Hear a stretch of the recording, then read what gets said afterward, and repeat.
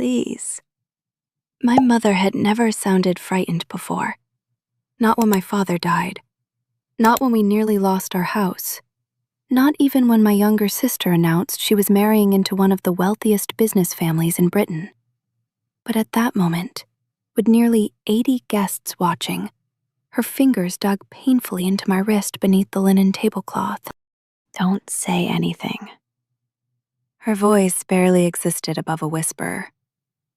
"If he recognizes you, everything is over." I looked past her shoulder. The Billionaire CEO had just stood up from the head table. He ignored his son. Ignored the executives waiting to congratulate the happy couple. Ignored the applause still echoing through the ballroom.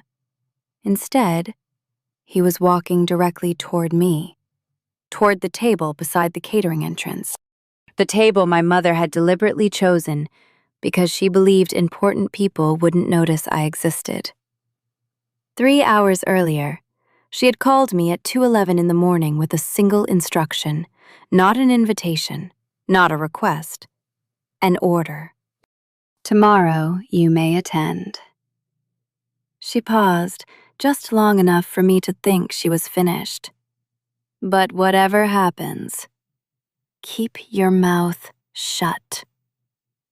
At the time, I thought she was trying to protect my sister's perfect evening. I was wrong.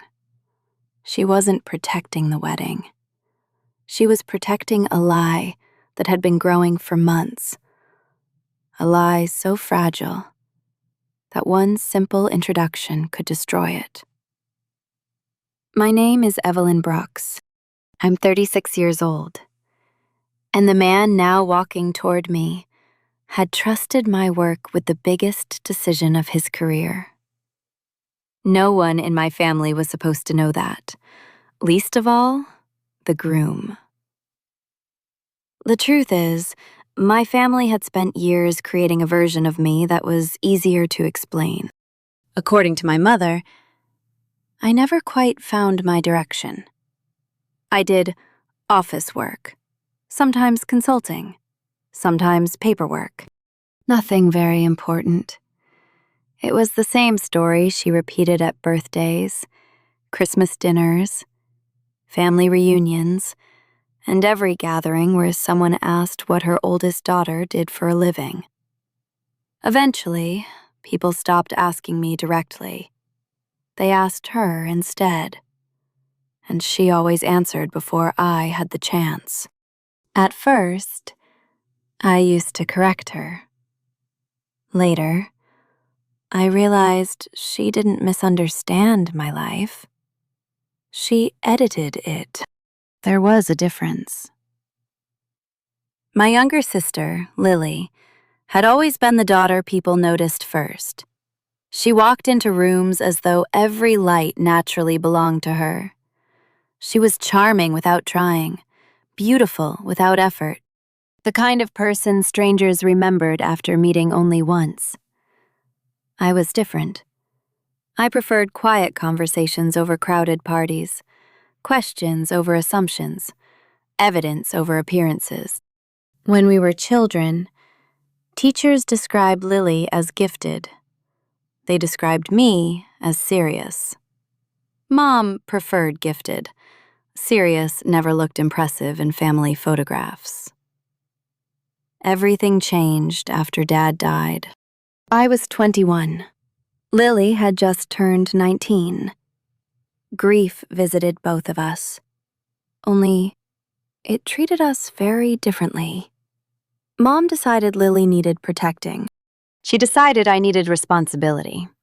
I postponed graduate school, worked evenings, sold Dad's vintage motorcycle because the mortgage couldn't wait, handled insurance paperwork none of us understood, learned more about debt than any 21-year-old should.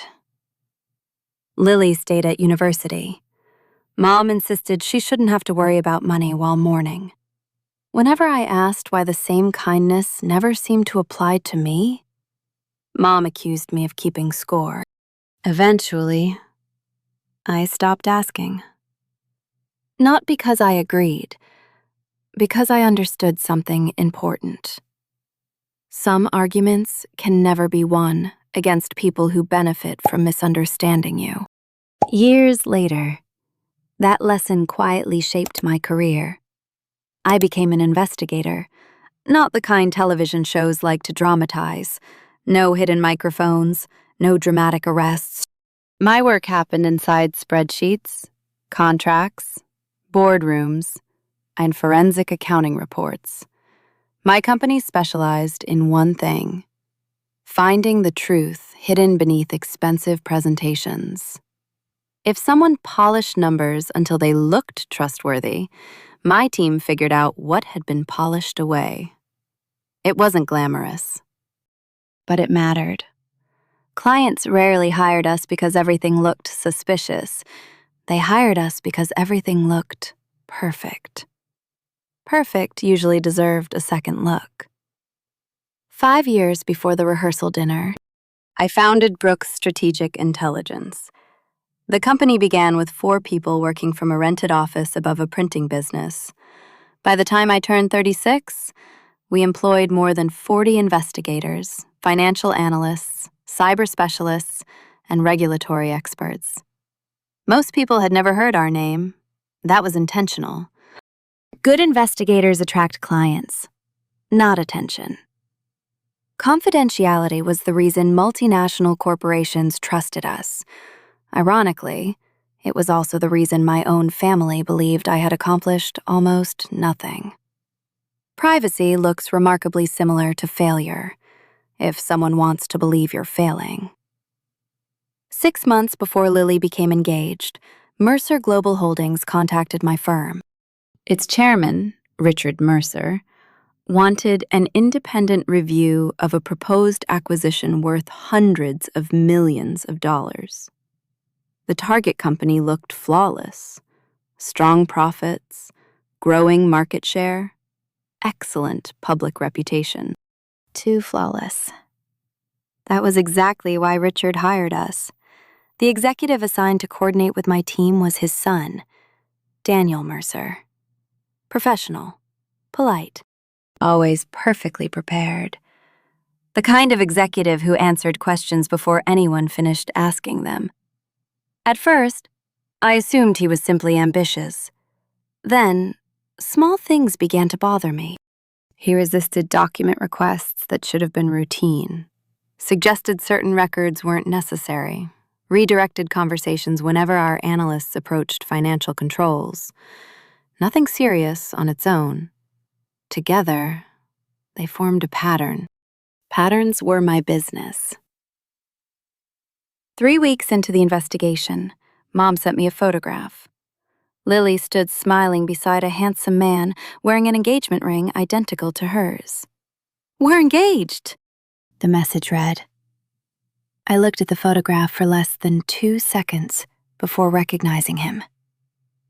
Daniel Mercer, the executive assigned to my investigation. For several minutes, I simply stared at my phone. Then I called Richard Mercer directly. I disclosed the relationship immediately. He thanked me for my professionalism, asked our legal teams to review the situation. By the following afternoon, both legal departments agreed there was no conflict preventing my firm from continuing. Daniel was informed. Everything changed after that. His emails became shorter. His cooperation became selective. And every time we uncovered something important, he suddenly found a reason to delay us. I didn't know why. Not yet. But I intended to find out. The answers arrived 4 weeks later. What looked like a healthy logistics company was actually a financial disaster hidden behind immaculate reporting. Shell vendors, inflated maintenance contracts, environmental liabilities buried inside subsidiaries, insurance certificates that had quietly expired months earlier. On paper, the acquisition was worth nearly $250 million. In reality, it could have destroyed Richard Mercer's company. My team documented everything, every invoice, every transfer, every manipulated balance sheet. When we presented our findings to the board, Richard thanked us personally. Daniel barely spoke. I remember thinking he looked less disappointed than angry. At the time, I assumed he was frustrated the acquisition had collapsed. I never imagined he was angry because someone else would receive the credit he believed should belong to him. And I certainly never imagined that 6 months later, he would stand in front of 80 wedding guests and begin telling my story as though it had always been his. The ballroom erupted in applause. Daniel Mercer stood beneath a crystal chandelier, champagne glass raised high, smiling with the confidence of a man convinced the room belonged to him. My father always taught me that leadership isn't about avoiding difficult decisions. It's about asking the questions everyone else overlooks. More applause. Lily looked at him as though he'd hung the moon. My mother actually wiped away a tear. I watched without moving. Because I knew where his speech was going. I just didn't know how far he intended to take it. Our company recently faced the largest acquisition in its history, Daniel continued. On paper, everything looked perfect. But something didn't feel right. I started digging. My fingers tightened around my wine glass. No, you didn't. You'd be amazed what people hide behind polished financial statements. A few executives nodded knowingly. Daniel smiled. We uncovered shell vendors, fabricated maintenance contracts, concealed environmental liabilities. Every sentence belonged to me. Not word for word, but close enough. Then he reached the line that made my pulse stop. A clean balance sheet can become the perfect disguise for organized deception. Silence settled inside my head. That sentence existed nowhere outside a confidential board report. I had written it at 1:43 in the morning after 3 consecutive days without proper sleep. One of my analysts wanted to delete it because she thought it sounded too dramatic. I'd insisted we keep it. Now another person was speaking it, as if it had come from his own mind. I slowly looked around the ballroom. No one suspected a thing. Why would they? Daniel wasn't simply telling a business story. He was telling it beautifully, confidently, with just enough technical detail to impress executives and just enough simplicity for everyone else to understand. He'd rehearsed this more than once. Across the room, my mother leaned closer. I told you, she whispered proudly. That's what success sounds like. I almost laughed, not because she was wrong, because she had absolutely no idea whose success she was applauding. Daniel concluded his speech to another round of applause. Someone shouted, "Future CEO!" Several guests laughed. Lily reached for his hand. He kissed her forehead. The picture of a perfect couple. Then, for the briefest moment, our eyes met. His smile never disappeared, but something changed behind it. He wasn't celebrating anymore. He was checking, making sure I was still sitting quietly where I'd been placed. Making sure I intended to keep our professional history buried. The message was unmistakable. Stay silent, and everyone leaves happy. I remembered the last private conversation we'd ever had. It happened 3 months earlier. The acquisition had already collapsed. The board had accepted my firm's recommendation. As everyone packed their laptops, Daniel caught up with me outside the conference room. Quite a week, he'd said casually. It usually is, I replied. He smiled. Work stays at work. I agree. And family should remain family. I frowned. I'm not sure what you mean. I mean, your sister doesn't need to know every detail about our professional relationship. Neither did my mother. Neither did anyone else. At the time, his request sounded reasonable. Confidentiality protected everyone involved. So I agreed. What I hadn't realized was that Daniel wasn't protecting confidential information. He was protecting a future version of tonight. A version where he could quietly replace my name with his own, knowing I couldn't publicly contradict him without violating professional ethics. It was an elegant plan, until he decided to steal more than the investigation. He stole the words, too. The best man stood to begin another toast. Daniel returned to his seat beside Lily. The evening should have continued. Instead, Richard Mercer remained unusually still. His champagne glass rested untouched in front of him. He wasn't looking at Daniel. He was looking at me. Not with recognition. Not yet. With uncertainty. As though a memory refused to settle into place. Beside him, one of the independent directors leaned over. Richard whispered something. The director followed his gaze. Toward me. The moment our eyes met, his expression changed instantly. Recognition. Complete. Immediate.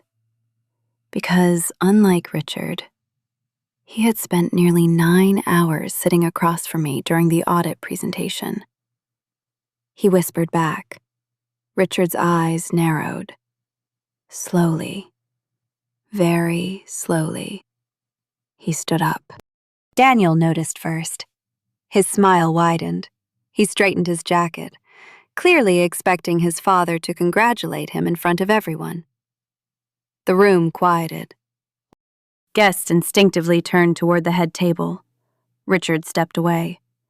Daniel took one step forward to meet him. Richard walked straight past his own son. Daniel stopped. Confusion flickered across his face. The ballroom became strangely quiet. Even the string quartet seemed to hesitate. Richard kept walking. One table, then another. Closer. Closer. Until he stopped beside mine. My mother went completely rigid. Without looking at me, she reached beneath the table. Her fingers wrapped around my wrist so tightly I could feel her nails through my sleeve. Please, she whispered, for once. Think about your sister. I gently removed her hand. I am, I answered quietly. It's everyone else I'm worried about. Richard studied me for several seconds. His expression shifted from uncertainty to surprise, to unmistakable recognition, then to genuine respect. Ms. Brooks, he said warmly, I've been wondering why you looked so familiar. Every nearby conversation stopped. Richard smiled. I never expected to find you here. He glanced around the table, then back at me. But I have to ask, how exactly are you connected to the bride? No one answered. Not my mother, not Lily, not Daniel.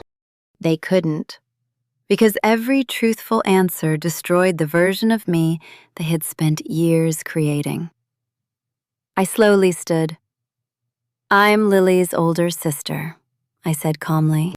And 6 months ago, your son was assigned as the internal liaison to my firm's acquisition investigation. The silence that followed felt louder than every toast that had come before. For several long seconds, no one moved. The musicians had stopped playing. Waiters stood frozen beside half-filled wine glasses. Even the conversations at the far end of the ballroom, faded into uneasy silence as guests sensed something important had shifted. Richard Mercer looked at me, then at Daniel, then back at me again. "I'm sorry," he said slowly. "Did you say your firm handled the Northgate investigation?" "Yes." "My company, Brooks Strategic Intelligence." The name hung in the air. Richard frowned for only a moment before understanding settled across his face. "Of course." He let out a quiet breath. "The confidentiality agreement." I nodded. My name never appeared in the board materials. One of the independent directors stepped forward before anyone else could speak. "Mr. Mercer." Ms. Brooks personally led the investigation. Every major finding presented to the board came from her team. Another silence, this one heavier than the last. Richard looked toward his son. "You never mentioned that." Daniel recovered almost immediately. His smile returned, not as warm as before, more careful. "Dad, I didn't think tonight was the appropriate place to discuss vendor relationships." Vendor. The word landed like an insult. I didn't react. Richard did. "Vendor?"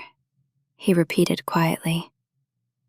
"The woman who prevented us from acquiring a company that would have cost shareholders hundreds of millions of dollars." "Is a vendor?" Daniel hesitated. "I only meant—" "I know what you meant," Richard interrupted. "And I know exactly what she contributed." My mother suddenly stood. A nervous smile appeared on her face. "I'm sure this is all just a misunderstanding." She laughed softly. "Claire," she caught herself. "Evelyn has always been very passionate about recognition." I looked at her. There it was. The sentence I'd heard in different forms my entire life. If they couldn't deny my work, they questioned my motives. If they couldn't challenge the facts, they challenged my character.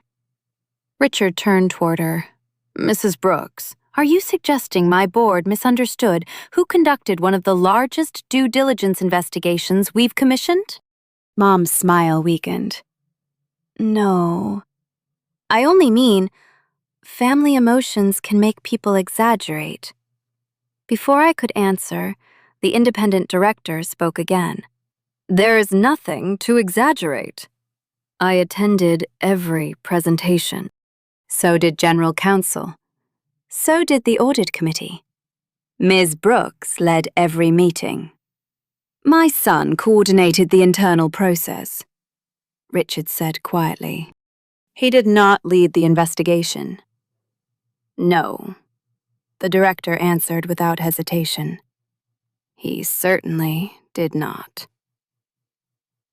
Across the room, Lily stared at Daniel, not angrily, confused. She looked from his face to mine, then back again. Finally, she spoke. "Daniel, you told me she was an outside consultant." "I was," I answered before he could. "But that's not what he told you." Lily ignored me. She kept looking at Daniel. "You said you discovered the accounting fraud." Daniel forced a smile. "I helped manage the review." "That's not what you said." Her voice was barely above a whisper. "You said you found it." He glanced toward the guests surrounding them. "Lily, this isn't the place." "No," Richard said. "It became the place the moment you chose to use your rehearsal dinner as a corporate victory speech." Daniel inhaled slowly, then looked directly at me. "We work together. We all know investigations are collaborative. I never claimed I acted alone. I finally spoke. Really? He nodded. Of course. So answer one question. His confidence didn't disappear, but it paused. I continued. What was the first irregularity your team discovered? Daniel blinked once. There were dozens. I asked for the first. He folded his arms. I don't remember. I do, I answered calmly. It was a duplicate maintenance invoice. Warehouse 17. Dated 18 months after the property had already been sold. My junior analyst found it at 10:16 on a Monday morning. You recommended closing the issue because the amount wasn't material. Daniel said nothing. So, I continued, what did your team discover before that? Nothing. Not a single word. Around us, people began exchanging uncomfortable glances. Executives who had applauded his speech only minutes earlier were no longer smiling. Daniel tried again. You're testing my memory over work completed months ago. No, I replied. I'm testing whether the investigation you described tonight actually happened to you. His jaw tightened. Richard watched without interrupting. He wasn't interested in defending either of us. He wanted the truth. And for the first time all evening, Daniel seemed unable to shape it into something useful. Lily finally stepped between us. Evelyn, please, can we not do this tonight? I looked at her gently. I didn't start this tonight. I nodded toward Daniel. He did. He stood in front of 80 people and claimed someone else's work. She looked at Daniel again. Tell me she's wrong. He hesitated, just for a second. It was enough. My phone vibrated. Once. I ignored it. A second later, it vibrated again. This time, Richard noticed. Everything all right? I looked at the screen. The message came from our legal director. Digital watermark verification complete. Unauthorized source confirmed. Immediate discussion recommended. For a moment, the ballroom disappeared. 3 weeks earlier, someone had leaked selected pages of our confidential report to executives inside Northgate Logistics. Not enough to expose the entire investigation. Just enough to warn them where we were looking. The leak had allowed documents to disappear, emails to be deleted, money to move. We had embedded invisible digital identifiers inside every board copy. Only one copy matched the leaked documents. Until 5 minutes ago, the forensic team hadn't been able to prove who had opened it. Now they could. I slowly lifted my eyes. Daniel was already staring at me. He hadn't seen my screen. But somehow, he knew exactly what that message meant. For the first time that evening, the confidence vanished from his face. Richard noticed it too. What happened? He asked. I slipped my phone back into my bag. The rest of this conversation, I said quietly, doesn't belong in a ballroom. I looked directly at Daniel. It belongs in tomorrow morning's audit committee meeting. Daniel's face lost what little color it had left, because unlike everyone else in the room, he knew tomorrow morning was already too late. Richard Mercer didn't say another word. He simply looked toward the hotel's general manager. Would you prepare the private library for us? The manager nodded immediately. Richard turned back to the guests.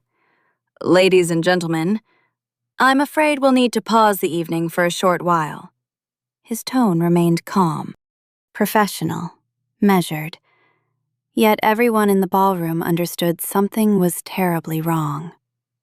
Nobody returned to their conversations. Nobody touched their wine. 80 people watched as Richard gestured toward a side corridor. Daniel. Ms. Brooks? Lily? Mrs. Brooks? Margaret. He nodded toward the independent director. And General Counsel, please join us. The celebration had just become an investigation. The private library overlooked the Thames.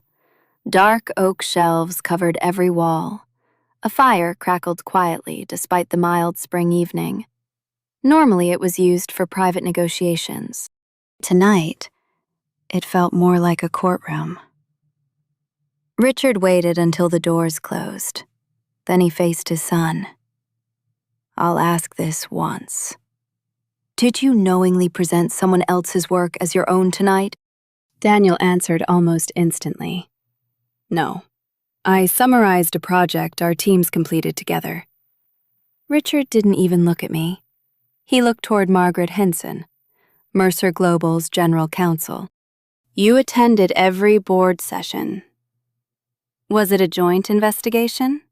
Margaret answered without hesitation. No. Brooks Strategic Intelligence led the due diligence. Our internal team facilitated access.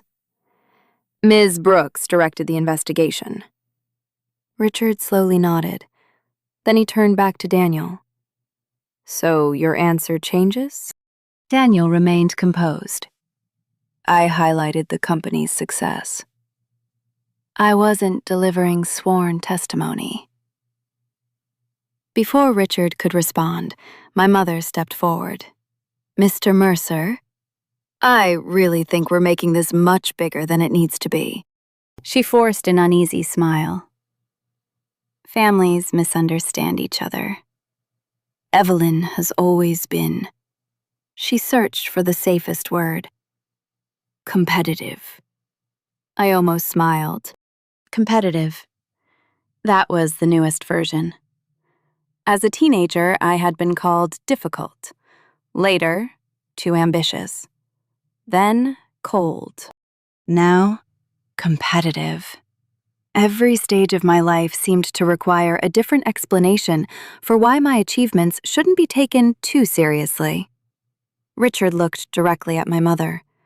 Mrs. Brooks, this conversation has nothing to do with sibling rivalry. It concerns corporate integrity. My mother's smile disappeared. Lily finally spoke. Daniel, just tell everyone what happened. If there's an explanation, now's the time. Daniel stepped closer to her. There is. I wanted people to understand how much that project meant to me. It did, I said quietly, but not for the reasons you described. His eyes met mine. You've been waiting for this. No. I've been trying to avoid this. The room fell silent again, because everyone knew those were two very different things. Richard folded his hands behind his back. Evelyn, I'd like to hear your version. I nodded. My firm was hired to conduct an independent investigation. Daniel was assigned as our internal liaison. He had access to schedules, documents, and meetings. But every conclusion presented to your board came from my team. I paused. Tonight, he repeated findings that weren't public. Some were taken almost word for word from confidential material. Richard didn't interrupt. Neither did anyone else. He also repeated a sentence that existed only inside the executive summary. Margaret immediately understood. I remember that sentence, she said. So do I. The independent director added. Richard's expression hardened. Daniel exhaled slowly. Fine. I quoted the report, but that's hardly unusual. It was our project. No, I replied. It was your company's project.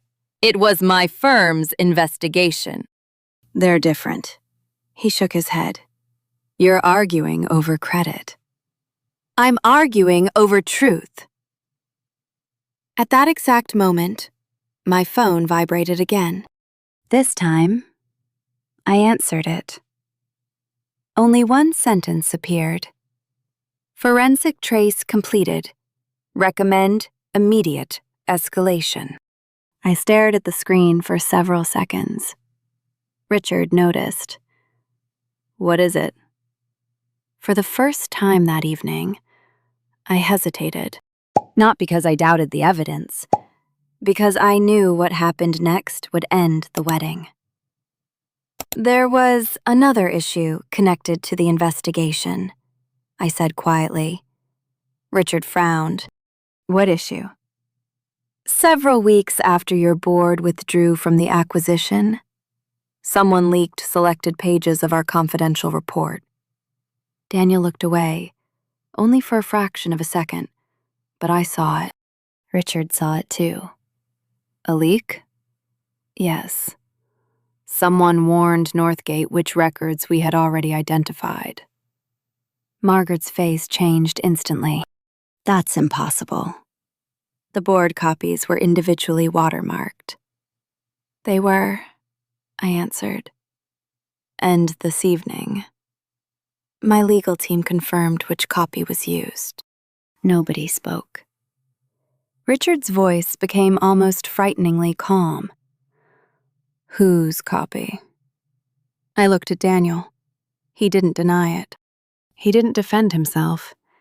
He simply stared back at me, as though silently asking me not to finish the sentence. For the first time all night, I almost felt sorry for him. Almost. Then I remembered the speech, the applause, the way he'd looked at me, expecting my silence to become part of his success. I opened my phone, turned the screen toward Richard. My legal department traced the leaked files to the digital watermark assigned to Daniel Mercer's board copy. The room froze. Lily's face drained of color. My mother instinctively whispered, "No." Daniel finally spoke. His voice was barely audible. "I can explain." Richard didn't raise his voice. He didn't slam his fist on the table. His disappointment was far more terrifying. Then explain. Because if what I'm reading is true, we're no longer discussing a stolen speech. He took a slow step toward his son. We're discussing the possibility that someone inside my company helped the very people we were investigating. And suddenly, the rehearsal dinner was no longer the biggest disaster waiting to unfold that night. For several seconds, Richard Mercer never took his eyes off the screen. The room was so quiet that I could hear the old grandfather clock in the corner, marking each passing second. Tick, tick, tick. Finally, he handed the phone to Margaret. Verify it. She adjusted her glasses, read the message twice, then looked toward me. This isn't just a notification. There are encrypted forensic attachments. My legal director included the verification hash. She looked back at Richard. It appears authentic. Richard nodded once, then turned to his son. Daniel, he said you could explain. I'm listening. Daniel inhaled slowly. I never intended to hurt the company. It wasn't an answer. Richard noticed. That wasn't my question. I asked why confidential board material was traced to your credentials. Daniel rubbed his forehead. I was trying to save the acquisition. You already said that, Margaret replied. How does leaking confidential investigative material save an acquisition? It bought us time, Daniel answered quickly. If Northgate knew which areas concerned us, They could provide supporting documentation before the board made a final decision. I stared at him. So you warned the people we were investigating? I was protecting shareholder value. No, Richard said quietly. You were protecting your recommendation. No one interrupted him. Richard continued. You sponsored that acquisition. You told this board it was the future of our logistics division. When Miss Brooks' investigation proved otherwise, your reputation became attached to a failing deal. Daniel remained silent. Richard stepped closer.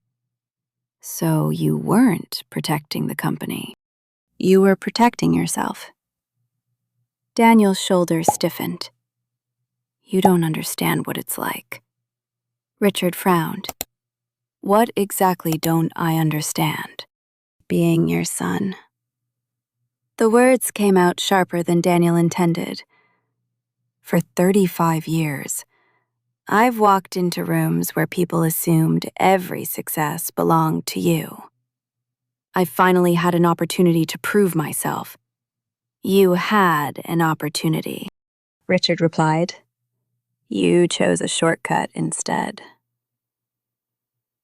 Lily looked as though she could barely breathe. She turned toward Daniel. Tell me he misunderstood. Daniel didn't answer. Daniel. She stepped closer. Look at me. Tell me you didn't send those files.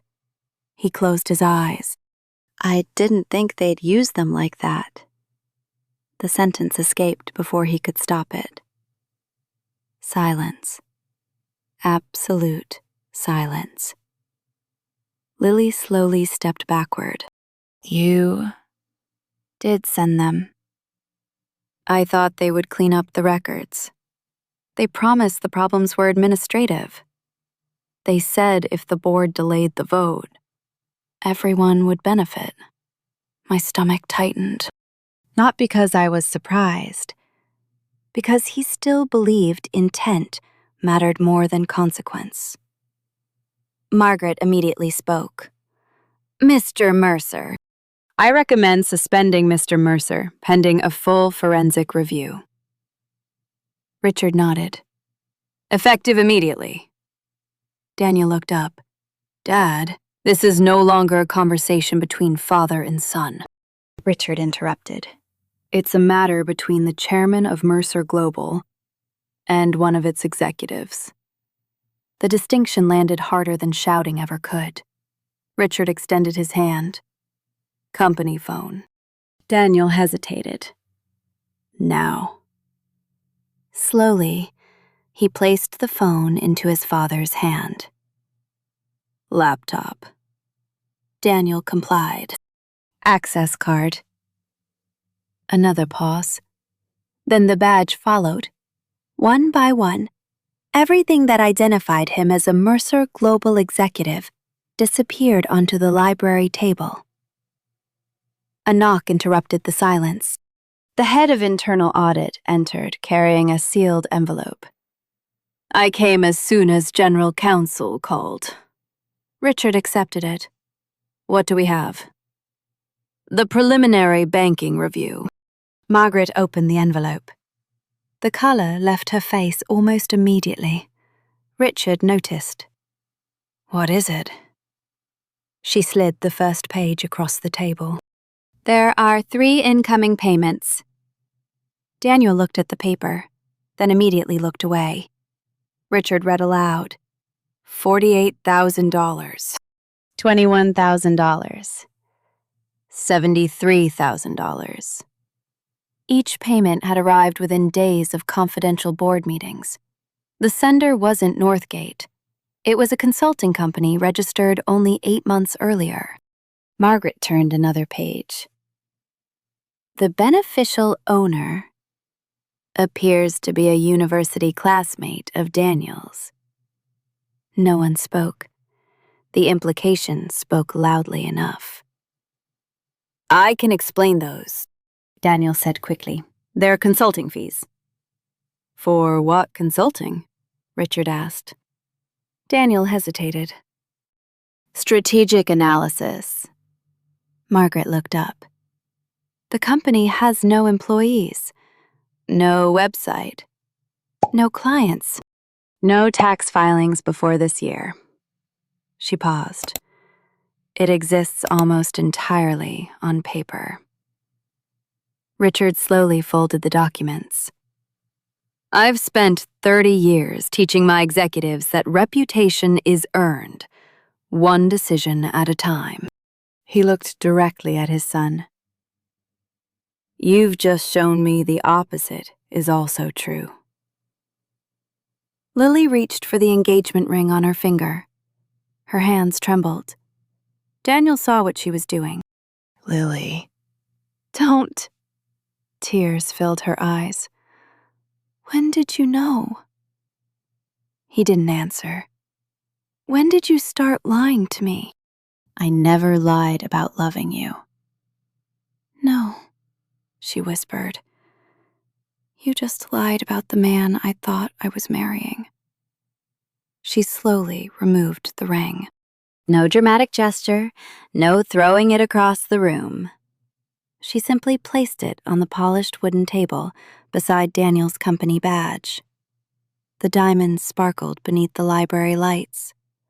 For a moment, it looked less like an engagement ring and more like evidence. My mother suddenly stepped forward. This has gone far enough. Everyone looked at her. Whatever mistakes were made, they can be handled after the wedding. Lily stared at her in disbelief. Mom. The wedding? That's what you're worried about? There are 80 guests outside, Mom insisted. The venue is paid for. The flowers, the photographers, the families. She turned toward Richard. Surely this doesn't need to become public tonight. Richard answered without hesitation. It became public the moment your future son-in-law decided to build a wedding speech on deception. For the first time that evening, my mother looked at me with open anger. This is what you wanted, she hissed. You couldn't let your sister have one perfect day. I met her eyes, completely calm. No, I said. I couldn't let you spend another day pretending my silence belonged to you. She opened her mouth to argue.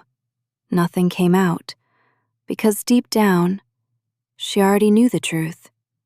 She had never called me at 2:11 that morning to protect Lily.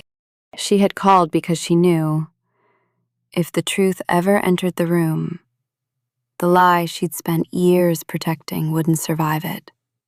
Just then, Margaret's phone vibrated. She glanced at the screen, and her expression hardened. Richard. The forensic team recovered deleted emails. She looked at Daniel. I think we've only uncovered the beginning. No one spoke. Margaret kept staring at her phone as though she wished the message would disappear if she read it enough times. It didn't. Richard noticed immediately. What did they find? She looked up. The deleted emails weren't actually deleted. They were archived automatically through the company's backup server. Daniel's face went pale. Margaret continued. They recovered every message from the last 8 months. Richard folded his arms. And?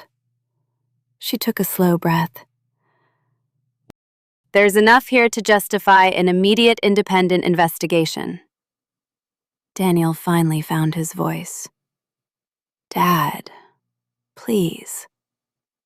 Richard looked at him, not as a father, as a chairman. You've called me Dad 3 times tonight. The next time you speak, address me as chairman. The sentence landed like a judge announcing a verdict. Margaret projected the recovered emails onto the television mounted above the fireplace. The first few were harmless. Meeting invitations, draft reports, travel schedules.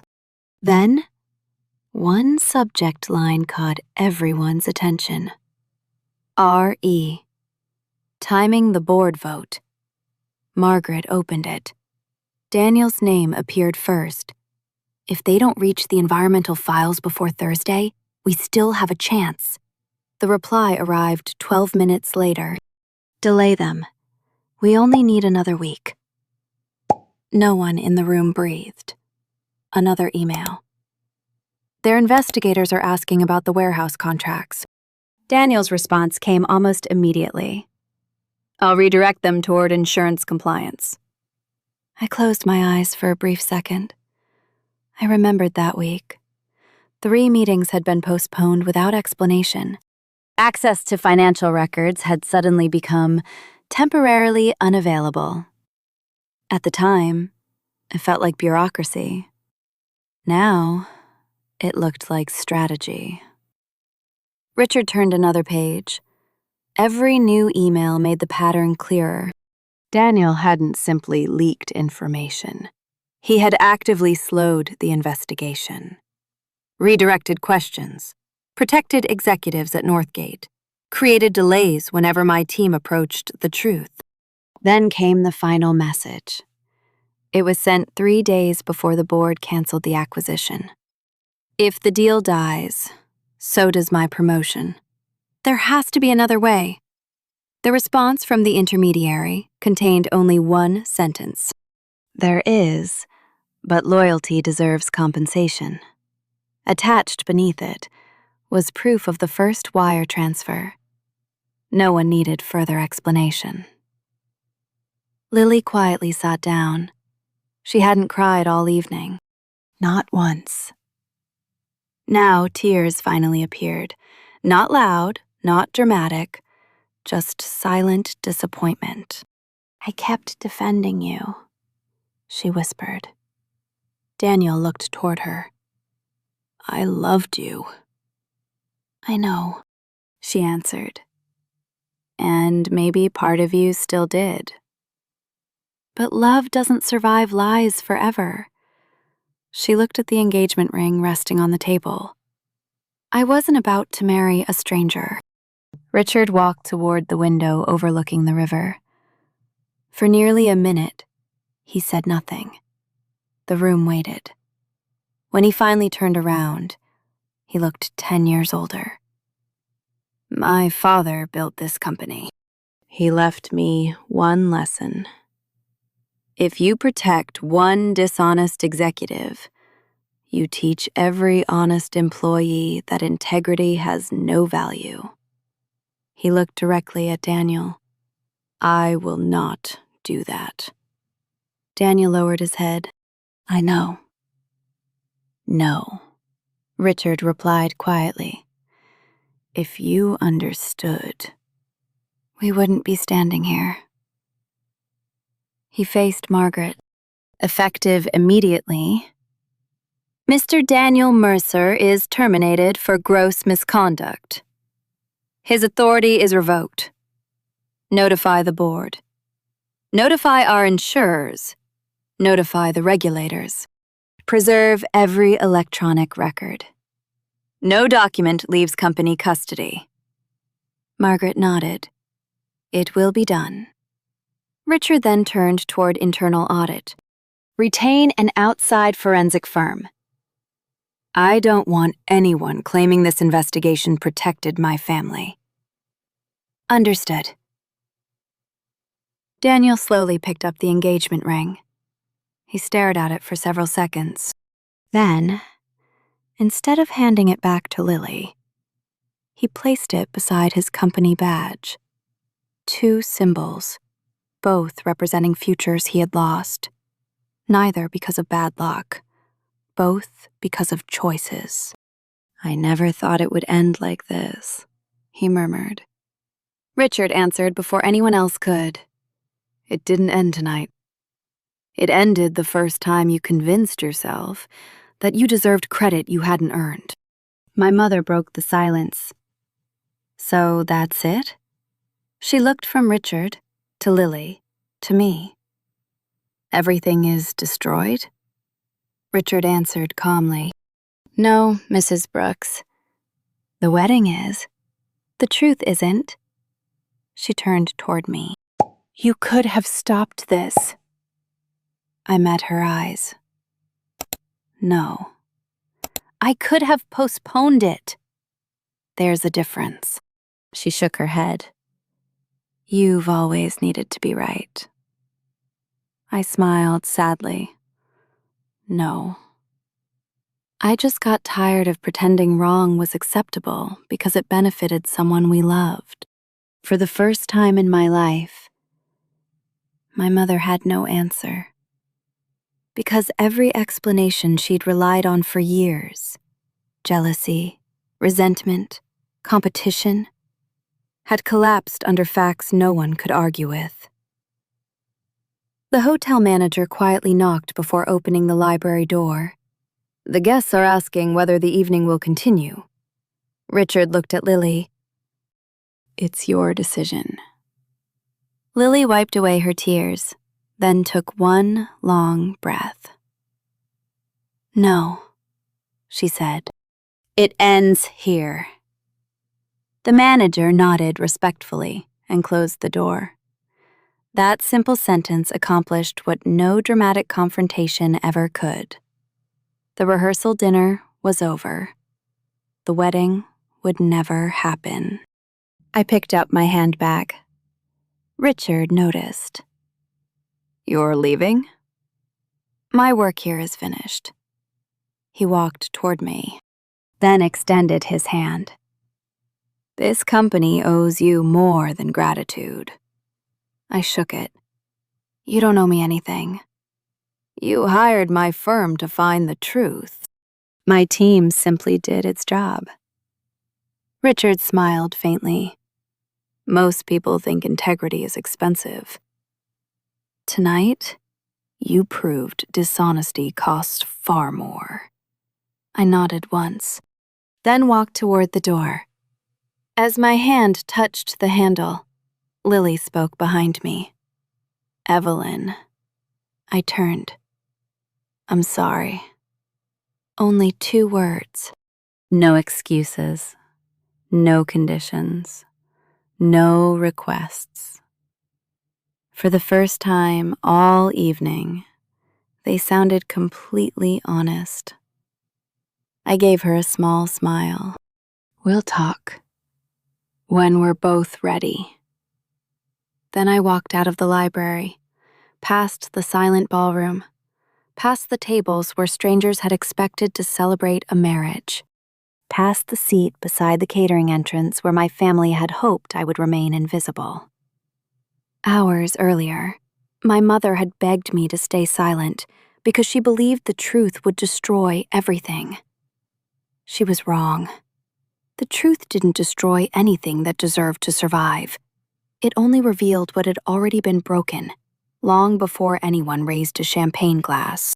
And as I stepped into the cool night air, I realized something I should have learned years ago. The strongest voice in a room isn't always the loudest one. Sometimes, it's the person who refuses to disappear just to make someone else's lie feel comfortable.